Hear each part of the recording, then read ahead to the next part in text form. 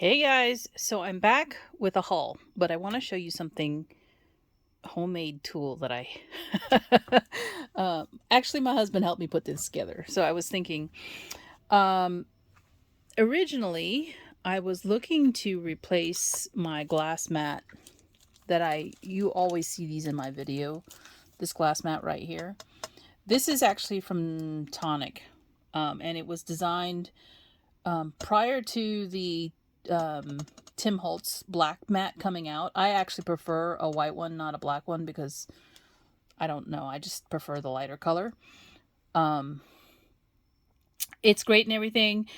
The only thing is that I had wanted to look at this company that actually has glass mats that are, and see, that was metric.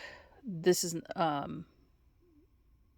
obviously, well, anyway, the measurements are different. So, I had showed you this magnetic mat that I had from We Are Memory Keepers that is both a self-healing cutting mat and it's magnetic. So it's what I have been using to help me stamp and restamp a wood-mounted stamp.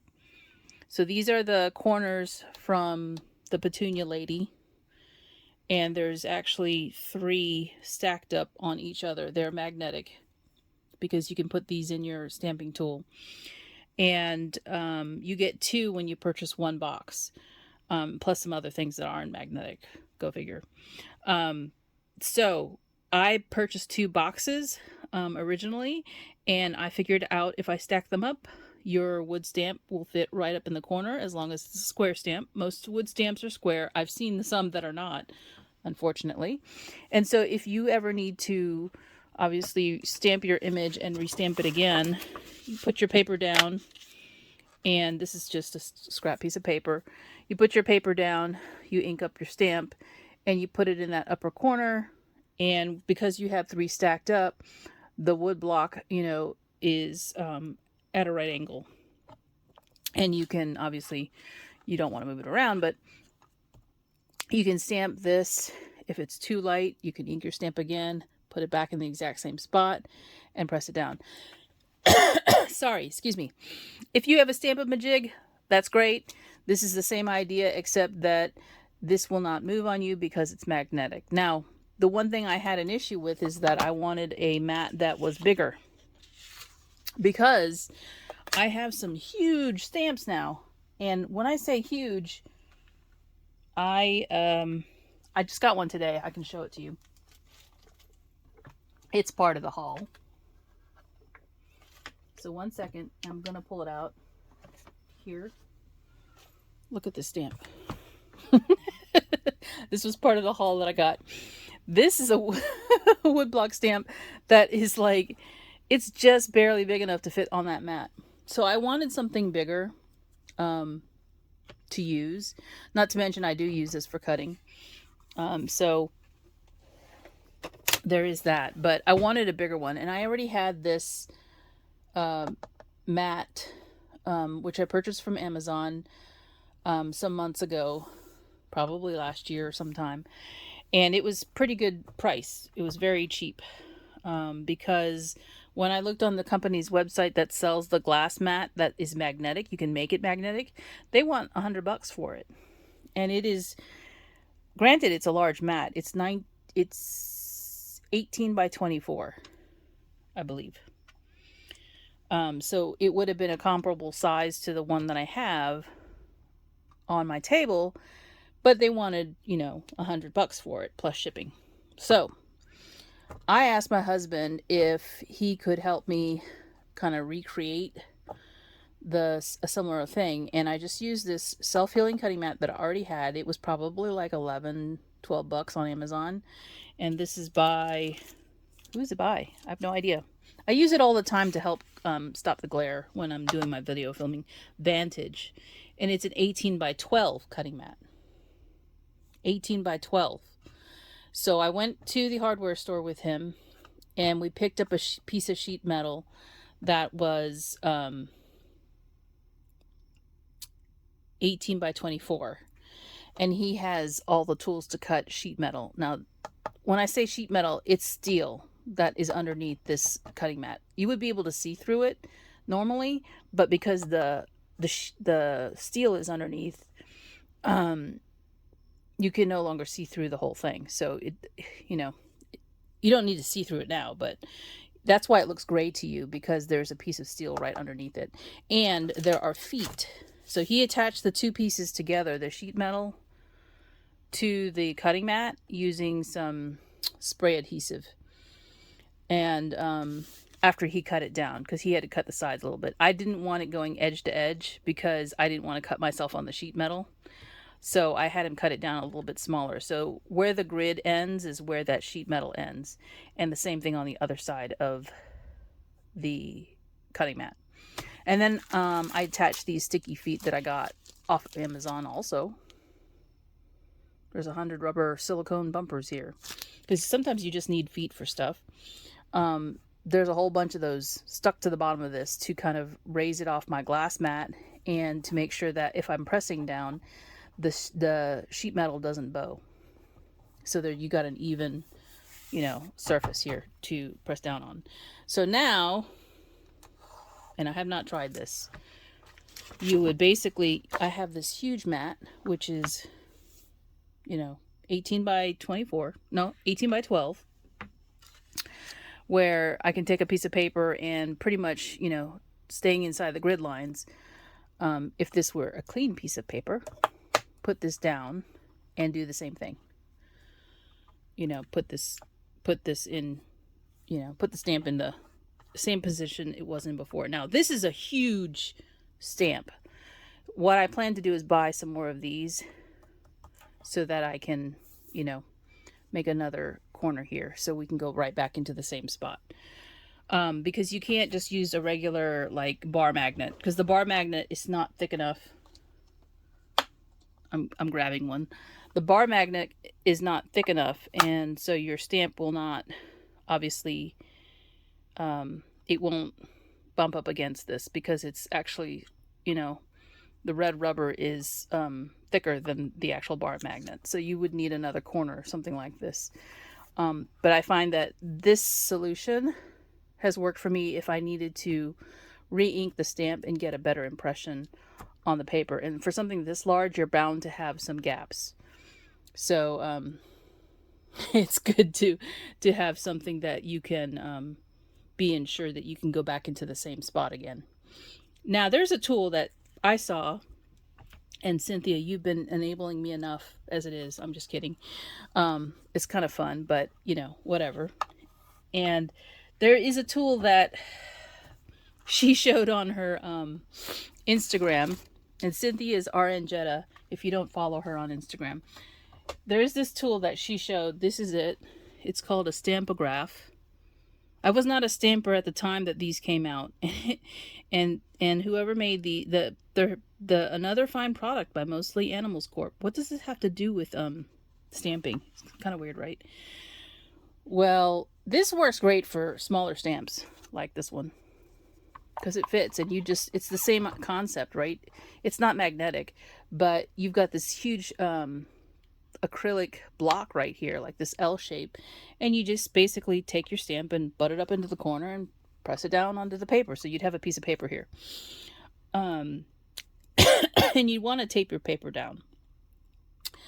Now, you could go re-ink it and then again stamp it again, right? That's great. The stamp doesn't work like that because it hangs off the edge either direction. It's not big enough for a stamp of this size. Not that I have that many of this size, but these are the types of stamps where you have the problem with ink not, making a good impression. And I know sometimes people say, well, with my 6x6 stamps that are background stamps, this is how I do it.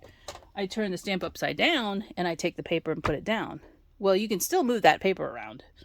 So that is not a foolproof way of doing it. So I figured this would be a cheap way to do it. So homegrown tool there that I made for $20. The piece of steel was $8 and change, and he had to cut it down. They do have 12 by 12 pieces of steel too. And remember, steel is what you need, not aluminum, because aluminum is not magnetic. So if you're going to try this, make sure you get a piece of steel. And your cutting mat, of course, overlaps the edges of the steel because you don't want to cut yourself on the steel because it's sharp. So that is it for that particular tool I wanted to share. And now onto the haul. Okay, where's that box? So I got a box of stuff. This is the box. And I'm going to pull from this box. I'm going to show you the Christmas stuff first. And I just showed you that huge gingerbread stamp. So I'm going to try and put the box off to the side and have some room for the stamps to stack up. So this one, you can see it's gingers and they're all dressed up in different outfits. Well, the one in the middle is. It's a girl with 2 boys. I was going to make a comment, but I'll hold it back. There are no markings on it. So I have no idea who did this stamp. It just says 325. Okay, just so you know, let's see. 1, 2, 3, 4, 5, 6, 7, and 3/4 by 1, 2, 3 and a half, 3.5. That's a big stamp. This has to be a slimline card if you're going to make this into a card. A regular slimline, not a mini, because that's a big one. Okay, so let me do the Christmas ones first because I think that's what I had the least of this time around. And this is from several different orders. And I think the majority of them were eBay purchases. I don't think I purchased anything from Etsy or from Mercari. Okay, and not all of these came in one lot. These were all different purchases. But there was one big lot in here. And I've culled through to see what I wanted to keep. So, here we go. Snowman again. This one is weird. It's like little polar bears. That's what I want to say they are. And then there's a reflection of a tree. Or you can do it this way, I guess. I don't know. It's weird. And I think this is a Hallmark stamp. Right, guys? $4.95. I had to get this. This was individually purchased from eBay. He's going with him with my recipe stamps for sure. It's a snowman. Baker. I think he's a baker. He could be a chef, I guess. Printworkscollection.com. 2012 LE Snowman. JB4305. And there's no year. So I have no idea. Alright, this one looks really dirty. There's no place like home for the holidays. Printworks, Annette Watkins. This was $6.75 originally, and there's something underneath, I'm sure, the stamp. I don't know if she's got a year on hers, but it's just a sentiment. Yeah. I don't know why it's uh-oh at the end, but okay. The Boyd's Collection Limited. Oh, this is the one with the bears, right? Uptown Rubber Stamps. F21083. And does it have a year? It doesn't have a year. I don't know. This one I kind of was like, I could go either way on that one. There's a little tiny one, and it's a tree. See it? At first I thought it was a pine cone. The Peddler's Pack. 1995 to 96. And then it's got a phone number. I don't know if that phone number's still good. A lot of them did that. I guess to order, because you really didn't have the internet to order, did you? Oh, you probably did. I kept this one because I really do like the font, the kind of sort of vintage looking font to it. Now, I have another stamp by the same company, and I couldn't read this one, so it'll come up again, and I'll show you the name of the manufacturer. There's this one, which is a little nutcracker, and it's a foam stamp. I don't know if I'll keep this guy. I have a nutcracker. It's huge. I have a nutcracker stamp, and it's probably about the same size as this guy right here. So, I have to keep this basket. Oh, this is not really a Christmas one, but you could use it for Christmas because you can fill it with gingers or snowmen or, greenery or whatever. Here's the one. It says the Stamp Boutique. So that's the same as this guy right here. Same company. Okay. I'll put these off to the side so you can see the snowman. Here is why I purchased a huge lot. Look at this Ginger. Isn't he cute? And he's got the whole thing going on around him. The words. And it says, "May the magic of Christmas be in your heart today and always. Gingerbread cookies, cocoa, cinnamon, laughter, smiles, warmth, and love. That's what Christmas is made of." And he's got some hearts down here too. So, big stamp. He's as big as, well, he's about as big as that snowman is right there. And he's never been inked. Well, if he has, maybe he has been inked. This has just been well cleaned, which is great. Somebody took care of him. All right, I'm holding these back because I don't want them to fall in there. All right, no shaking, poking, and peeking. I'm guessing this is Christmas. It's a dots one. What else would you be shaking, poking, and peeking? This guy is really cute. I don't normally gravitate to that style, but I'll keep it because it's cute. Stampendous, 1996.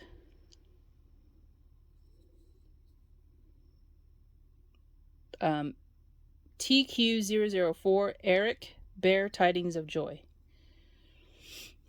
I guess that's who, I don't know. Maybe that's who illustrated it. Okay. Okay, so here's the rest of the stamps, but these are not Christmas ones, so I'll just try and go through these quicker. The Stamp Boutique. These are really nice quality wood blocks, by the way, and rubber. I kept this one because, you know, fall and stuff. Stampendous. N027 sunflower stock. Doesn't have a year, though. Oh, yeah, 1994. This is just a cute one. So, it's staying with me. I don't know who makes it, though, because there's no markings. I believe this is a Stampin' Up! One, because I've seen it on Tina's channel. And so, it's a set where you have the shelf. And I'm going to start putting these back in the box. And then you have things that can sit on the shelf, like in a kid's room. Little houses. And Christmas. So, I'm going to keep that.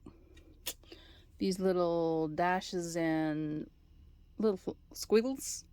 I don't know. This one might go because I think I can draw that myself. Forget about it. Why take up the space when I can draw it? Little bunny. Now, I actually thought this was a Darcy's. It's not. It is the Stamp Boutique as well. So the same place that made the snowman did this one too. The style is similar. So that's what kind of caught me. I love this one. Stampin' Up! From 1994. I don't know what other pieces are part of this set, but I'm happy to have just this because this is just adorable. I like that little heart that's in the middle of this wheelbarrow. And then we have this guy. And I actually purchased him with another stamp. This is from another seller. These two stamps I purchased together. So this one is a Buzzin' Buddies 349K, and it is from Penny Black, Michael Woodward Creations. So, isn't he cute? I don't normally buy stamps like this too. Well, maybe I do. I don't know. And then this guy, he's got the honey all over, and he's got the bees buzzing around him. Cute. And this one is the Peddler's Pack Stamp Works, 1995 to 96. All right, I got a Trug as well. So I don't know if this is part of that same set with the wheelbarrow, because it's a garden theme too. 1994. So I don't know if these are in the same, you know, set. They look to be, but who knows? It doesn't matter to me. Here's a little birdhouse. This one is F1019 Tall Potted Birdhouse, and it's a Hero Arts. And do they have a year? 1996. Okay. And then this one I kept as well. Really cute birdhouse as well. 1996 also. Hero Arts. Birdhouse Border. F1020. So that's my haul. And thanks for watching. And I'll talk to you soon. Bye. Alright, as soon as I stopped the video, I remembered I didn't show you everything. But what I didn't show you was buttons. So here's some buttons that I purchased. And these were all together in a single purchase from somebody on eBay. So more ginger buttons. And you guys can tell these are vintage, right? Well, vintage meaning not you know, done in the last 10 years, even 20 years probably. These are made in Korea, $1.50. So gingerbread buttons. And I don't know, I think those are plastic. Here's some Jingle Bell ones. Well, I wasn't after these really, but they were in the lot. So I can use these at some point. Got lots of Jingle Bells. There is a candy cane and a Christmas tree in here. And these are metal buttons, but they're not on the card. I also got one that is a train. It used to have a pair, I think. Again, made in Korea. Some more candy canes, kind of like the one that was in the bag. Made in Korea. These are metal ones, obviously, you can tell. I think these are metal as well. Little rocking horse. Also made in Korea.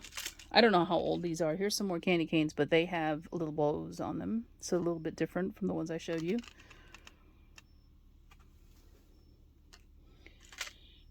Here is some stockings.